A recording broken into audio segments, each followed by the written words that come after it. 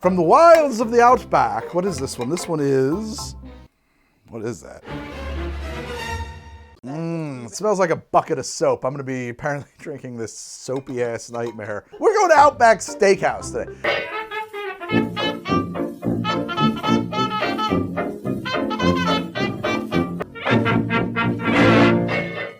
Oh, wow! Let's go to the Outback Steakhouse. You know what's funny? We do these episodes, you and me. We do, you, the audience, and me, and also Meredith.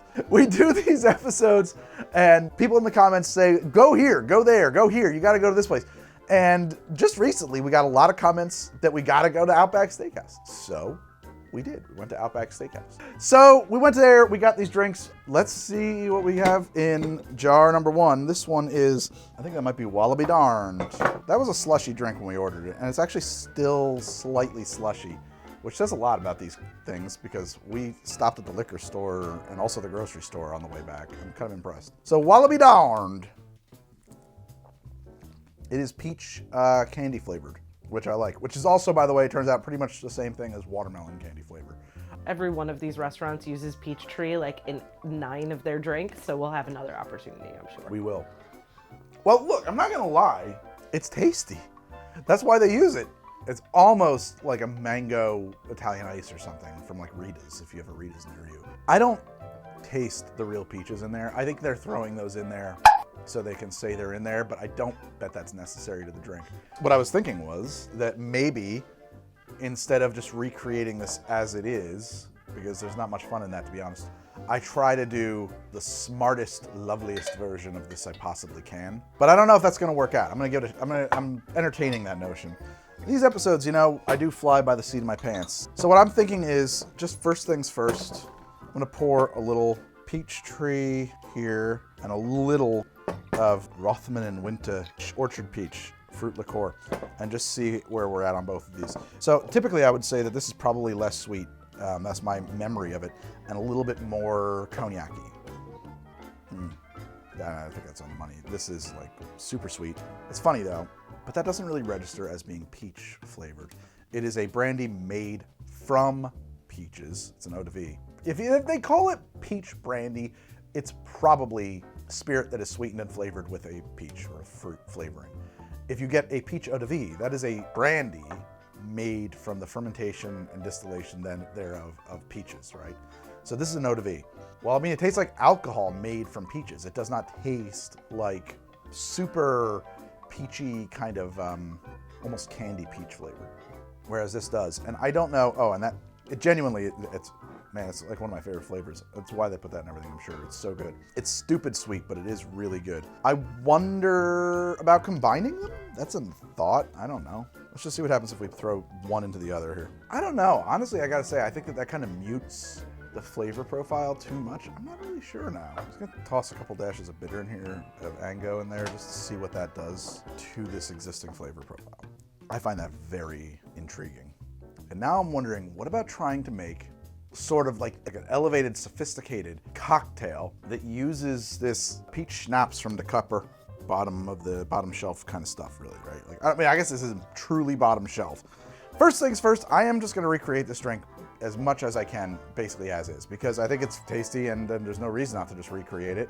You keep reaching for this Sky vodka. Have you been reading the comments, Meredith? No, do people hate it? They don't like it. They think that's... It's almost done. It's gonna be our first finished bottle. Yeah, we're gonna get rid of this sucker. Yeah! We're gonna finish this up. Let's go with 2 ounces of vodka. And now I'm gonna add 1 ounce of our Dekuyper Peachtree Peach Schnapps. Let's see where we're at flavor-wise. I'm gonna add 1/2 ounce of simple syrup, and I'm not gonna add any citrus because we're gonna add real peaches to this, and that's gonna add more flavor from peaches, but they're also pretty tart. I think that'll bring in just enough acidity to kind of balance that. That's where I want that to be. Now, we're gonna use the blender. Normally I would have a measurement here, but we're just really just gonna pour all that in. I've already measured it. I'm gonna crack an ice cube into it. Just makes it a little easier for the blender. 1.5 of my big ass cubes. I'm really into having frozen peaches in the freezer because I find that frozen peaches, when defrosted, taste exactly like fresh peaches. They freeze them. They've got that figured out. And how many am I gonna add? Probably 5 slices of frozen peach. By volume, this is not going to be very boozy, and nor should it be. So that's good. Let's blend it. Look, I didn't pick up more Prosecco just for this episode. We had, from another episode, bought a bunch of these tiny little bottles of rosé. My thinking is I'm going to put like 2.5 ounces of Prosecco into the bottom of this glass. We'll snake it down the side. Now, I know the Prosecco float was kind of the way that they did it, but that's not how I want to roll. So I guess I'm not perfectly recreating it, but whatever. Now I'm going to add my beverage. Just going to kind of help the Prosecco up and down a little bit. And this is my riff on a Wallaby downed. Made that very Georgia. Well, I'll be downed. This is my Wallaby darned riff. Let's see how it came out. Wow. I said I was going to do an elevated version, but I think I did. That is nice. That is nice. It is authentically peachy. It tastes like real fresh peaches, which are a little bit tart. And there's just a slight hinge of bitterness to it. It doesn't taste overpoweringly of peach candy. It is less sweet than Outback's. It is less candy-like than Outback's. I can make it that simply by, I think, increasing the Dekuyper peach and then maybe bringing up a little bit more simple to balance, but I also don't think it's necessary. I would bet that theirs probably had less than a full 2 ounces of vodka in it. That could be a factor here. I find that this tastes balanced, like I said, approachable, sweet, but not overly sweet at all. And at the same time, though, even though it's not overly sweet, I don't think anybody would be like, oh, that's terrible. I think your mother-in-law will love this. Now, I'm going to throw in some more Peachtree and just see if I can amp up the peach flavor here to kind of those cartoonish levels. 1/2 ounce of the Peachtree. I think I actually like that better. So maybe do 2 ounces of vodka to 1.5 ounces of the Peachtree, which seems absurd. But now it's exactly that fresh, real peach taste. However, there is now an echo. It's very subtle of that cartoon peach, that candy peach, just there. You know, not a whole section of the orchestra, but a single string instrument to be as hoity-toity as I can possibly manage over here. I need a monocle for that metaphor. Right after this, we're going to move on to this pink-looking monstrosity. What is this? It smells like lavender's in there. Yeah, it smells like a bucket of soap. I'm going to be apparently drinking this soapy-ass nightmare right after this. Thank you so much. All right, so this is, what is it called, Meredith? I don't even remember the name of this drink. So this is a new offering by Outback, and it is brand just new. Blueberry, lavender, lemonade. Like, just cut to the chase. Blueberry, lavender, lemonade. I like that. It's a name that tells you what it is. In this show, in the chains of America, you used to see ice coming out of these things, and you're not today. That's because we're straining these into those to keep them in the state that they were in. So I actually don't think that there was a real significant amount of dilution happening in these hydro flasks, or whatever you want to call them, these vacuum flasks. They're really, really good at insulating. But some people in the comments thought there might be, and I thought, you know, that's worth checking out. So from now on, we take the ice off of them before they go into those, and that's it. They're stuck in time. They might warm up slightly, but honestly, that is still plenty cold. And I should point out that that's right. That means if you were imagining us sitting at a table in a restaurant and busting out a Hawthorne strainer and popping it onto the top of a pint glass and straining it into, yep, that's it. Yep. The lavender blueberry lemonade. That's the drink I have today.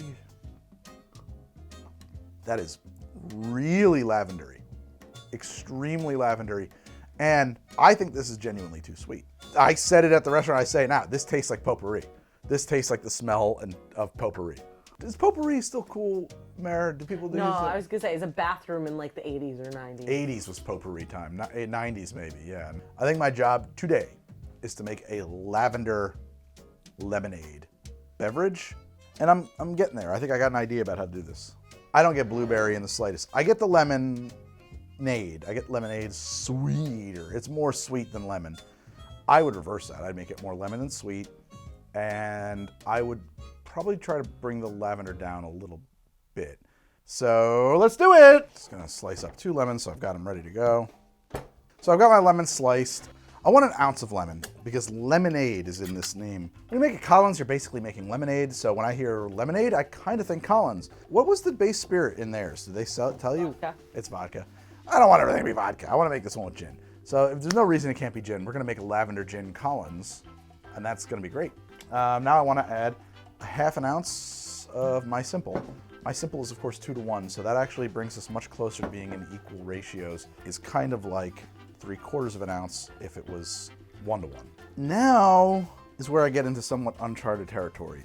I have a couple of ideas. I like the idea of embracing that potpourri tasting note that I got off of this, and so I brought out some allspice and cloves. Could I just put those right into the shaker? I've never tried it. I don't know if that's going to work. It's a very, these things typically you give them more time to infuse, but maybe if we muddled them and aggressively shake them, I'm going to get just a little, and I don't want a lot. I just want a little. That might be good. I also brought out the St. Elizabeth Allspice Dram. All right, so we're going to use 1/4 ounce of our St. Elizabeth Allspice Dram. I should point out St. Elizabeth Allspice Dram is not the most common ingredient. It comes up in some tiki drinks. I love this stuff, and if you're looking to pick up a bottle, I would bet that Drink.Curiata's got you covered. Check out the link in the pinned comment below. It's cool. It's like dark chocolatey allspice kind of thing. Let's get our base spirit in, which is going to be 2 ounces of gin. I'm using Monkey 47 today because I always forget that I've got a liter of this stuff. And the other day somebody said, "You got to up your gin game, Greg. Where's the Monkey 47 at least?" I was like, that's true. It's up there in the kitchen, and none of us like to drink it, so let's put it on the show. My wife's the gin lady, and I've made her Collinses with this and her drinks of choice. She's not into it. So in essence, it becomes useless. Here we go, 2 ounces of Monkey 47. It is a lovely gin. And at this point, I'm going to stop and taste. Yeah, just a little bit of that allspice dram. That's nice. That's nice. So at this point, my next move, now, I got to get lavender in there somehow. I got to get lavender and ideally a little of that blue color. I don't happen to have blueberries, but I do have some blackberries. Is there other ways, other ways to get that color in there? Yeah, but I'm working with what's like within arm's reach of me. I happen to have some blackberries behind me. And the next thing I'm gonna do is put some lavender in there. And I'm gonna put actual lavender in there. These are, from the grocery store. I don't know about your grocery store, but my grocery store usually has bundles of lavender for sale. I don't know why. I have never used lavender like this, so I'm just gonna throw some in there. If I had more prep time, if I had not just gone to the restaurant and come home and said, "I gotta make this for a TV show for the YouTubes. They gotta see it. It's gotta be done right now." If I hadn't done that and I had planned this at all, I'd probably make a lavender simple syrup, which I would make 2 parts sugar to 1 part water, put it in a pan, and then just like add a bunch of lavender to it and let it cook together, and then strain the lavender off. And if it doesn't taste lavender enough, do it again with more lavender. It'll be fine. Not rocket science. How much lavender? I don't know. This stuff weighs nothing. I don't even know how you'd measure it by weight. I think a gram of dried lavender flowers would be like, it would fill your hand. Unless you have a very, very precise drug scale, I don't know that you could even measure. Get your ice, put it in your tin. Who's got ice? I got the ice. Down in your tin, I'm gonna put that ice down in your tin, just like it ain't no thing. Shake that sucker by the neck.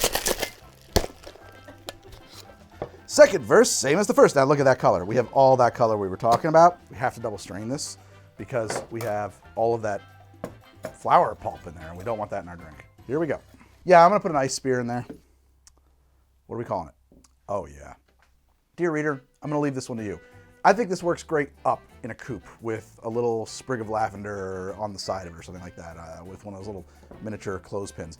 I think it works good like this as a long drink. I can't really call it a highball because the highball should be carbonated. I think we could carbonate it, which would be a really interesting move. Literally take this and carbonate it. I also think that if I took the glass out or if I held back on my pour, you could lengthen it with a little club soda and make it into a highball. But I think it might be breaking some cocktail rules being served this way. So let's just call it a long drink, a tea, if you will. This is very lavender, not at all soapy. It is a lavender lemon dance that is very well balanced. I like this level of sweetness, but I think that I'm now here, I'm at the low end of the appropriate sweetness for this drink. I think that we could put another half an ounce of sugar in there and it would be still great, and it would probably be more accessible to a lot of people. This is crisp, refreshing, lavender, lemon. The gin is balanced. It is delightful. And I think you have to play croquet while drinking this. I think it's a mandatory component of the experience of this drink. Meredith suggested we call it something with potpourri in it. I'm actually really happy with it. And I think potpourri sounds gross. I don't want nobody wants to drink potpourri. Of course, the original did strike me as tasting like potpourri. I think we want to give this a better name than something with potpourri. I think the drink works without the allspice dram, but I really like what the allspice dram is doing in this drink. It's bringing this little balance. It does not draw attention to itself. I think that if you took it, only by taking it out will you notice that it was ever there to begin with. But it is just sliding right into and joining the flavor profile of that lemony lavender thing that's happening in here in such a way that it becomes part of it, accentuates that. But I think that's probably what's steering it away from being overpoweringly lavender and soap-like, right? Whereas this is like, oh my God, it's super lavendery. Too much so, the one from the restaurant, and it tastes like potpourri. The only thing I'm not happy with is that right now, the lemon in it is kind of like the pulp is sort of falling out of suspension. And I think you kind of have to live with it. I'm not sure that there's a real fix for that. Like this is, well, actually, I would say it's devoid of pulp, but it's not really devoid of pulp. There is some kind of little bits and bobs in there. I think it probably is a better way to serve that. Maybe you do make it into a fizz. You add an egg white. Well, give me an egg. We're gonna take the ice off of it, but I'm gonna show you. Yeah, I think that actually that's the way to go, make it a fizz. All right, so I've got my drink here. I'm going to reshake it now dry, so it's not gonna get any more diluted except for the addition of an egg white. We're gonna put an egg white in there just to turn this into a fizz. Crack an egg. If we had any yolk in there, it'll prevent it from doing what we want it to do. And off the top of my head, I forget the science about why that is, but it will. So we've got our egg white in there, and now I'm just gonna re-pour my drink back into this, and now I gotta shake the dickens out of it. We're gonna throw our spring into the glass and shake with that. It's gonna just a little extra help. Let's take a look. Oh yeah, we're good. I'm gonna strain this back into my glass. I'm gonna stop a little bit short there. I have a little bit more in the glass, so I'm gonna let it go. I gotta get out my seltzer maker.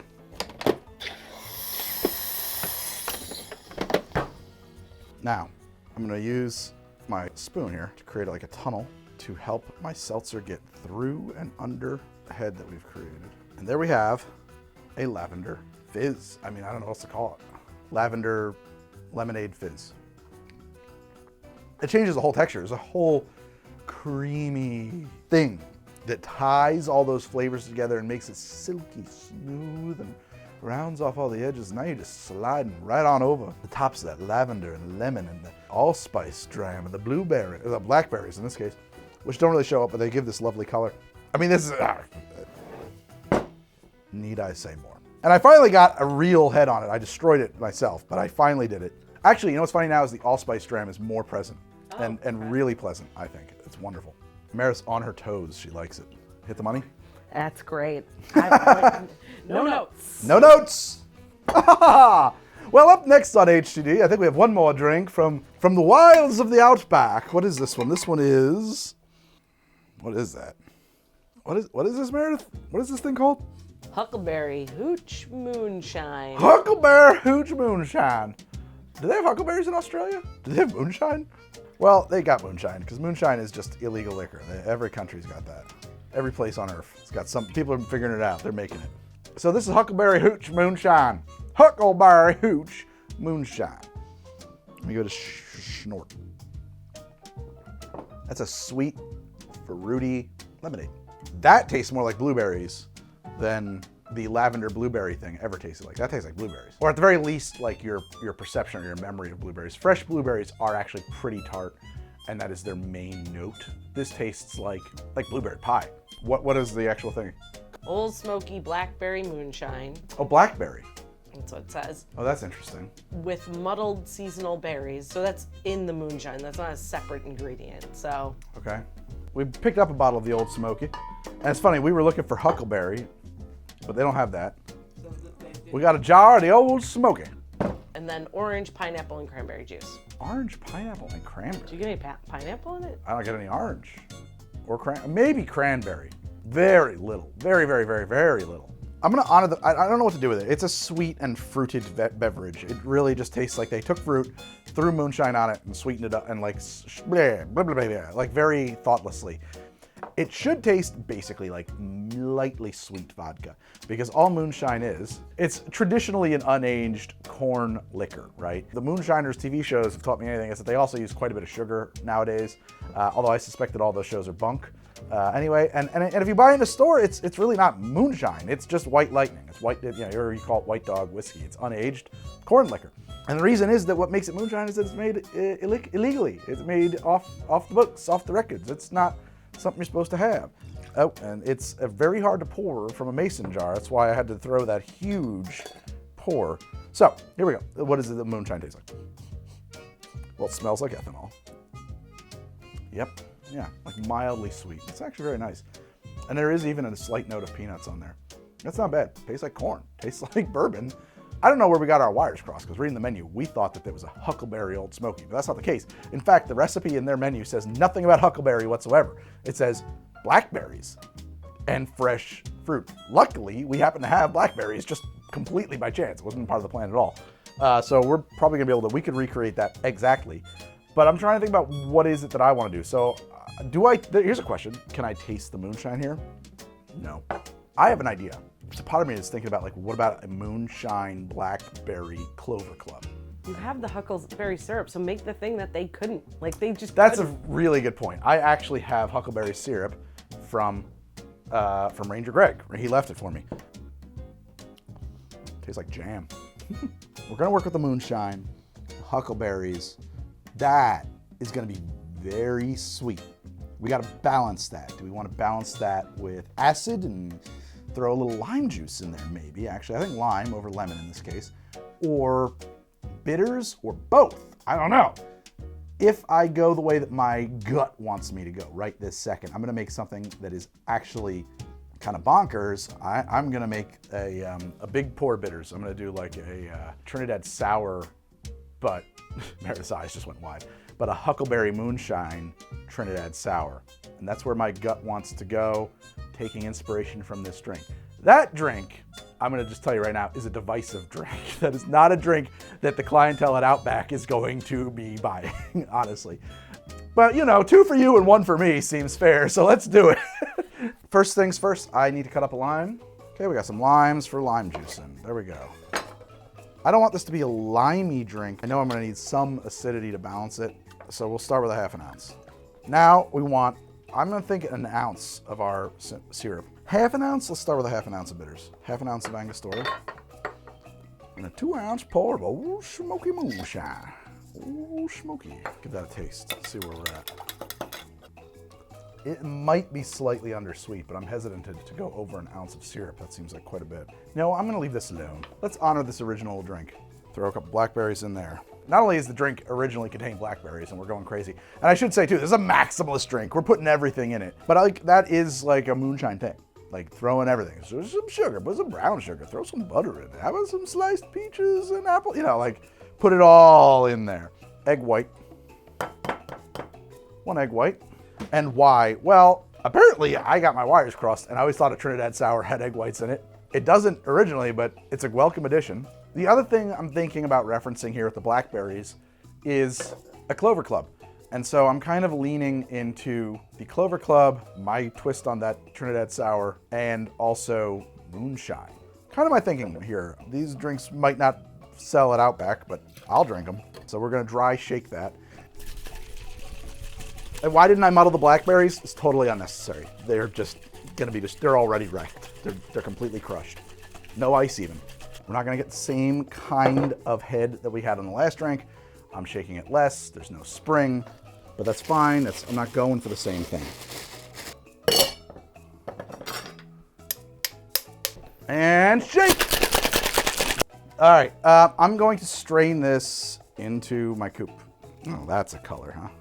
We should get a light frothy foam head. I don't think we're gonna get a ton of egg white head here. Maybe if we had a little bit more acidity, a little bit more lime juice, I might have gotten a better frothy head. What do I garnish that with? I think a couple of blackberries looks great in there. And here we go, well, let's find out what it's called after I have a sip of this. I hope this is good. No, it's there. Yes. Oh, I was just about to give up on it. I was just about to say the only complaint I have is that you lose the moonshine, but actually no. You get a nice sweet corn and peanuts finish on it. It opens with this mouth drying, just sucks the moisture out of your mouth, earthy bitterness, baking spice from the Angostura, and that's a ½ ounce pour of Angostura. Could you cut that back to a quarter? Mayhaps. It might actually be okay with a little less Ango. It might be balanced better, but certainly not more. I think this is as much Angostura as this drink needs. And you might be thinking, that's crazy. You're just drinking that, but there's a lot of drinks now that call for a big pour of Angostura. They're wonderful drinks, typically. It is a fruity, berry, delicious explosion. You get those that Huckleberry syrup, which balances the Angostura nicely. Fresh blackberry provides a lot of color, a lot of texture. I don't know how much the blackberry is actually providing flavor, but it's an enjoyable drink. I mean, it's a great drink. Just because I can't take Ango out, I'm just for argument's sake, just for testing, I am going to, no, not this. I want to add plain simple, which would be a way to kind of just a kludge, as they say, on the balance, just to see what it would be like with a different ratio of sweet to bitter. Just gonna throw 2 bar spoons of simple in there. It doesn't need to be this sweet. Right? Like if this works, what it really means is like go with that 1/4 ounce of bitters instead of a ½ ounce, and then go back to a 1 ounce of syrup. Don't add this extra couple of bar spoons. It won't read as too sweet, I don't think, but we'll see. Do that. 1/4 ounce of the Angostura bitters. Absolutely. Oh, it's so much better. It still has everything. Now you can really taste the berries. Oh God, I do love a big pour of bitter. So what it does inside your mouth, it's like, it's textural. It's an experiential thing. It really, there's like a thing that happens to your glands. I don't know how else to explain it. I love it. It's so good in a drink. You can't ignore it. It grabs you by the face, shakes you, and takes your attention. You know, it is a really potent thing. You have to balance it, and if you balance it, I think it's an approachable thing. And we did here, but it's so good when you do it right. Mara, try it.